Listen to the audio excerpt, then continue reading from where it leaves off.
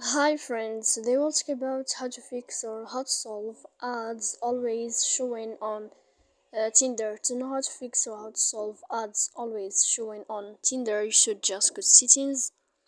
Here in this page, we click apps, default apps, app settings. Then in this list of app, you will enter to Tinder app and you will click.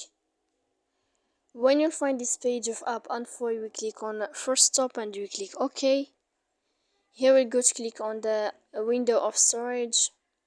After that we click clear cache, and in the end of all these steps you can turn off your Wi-Fi. You will wait a moment and you can turn on your Wi-Fi again.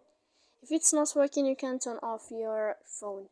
So please don't forget to support us by like and subscribe. See you next time in another video, and thank you for your attention and your watching.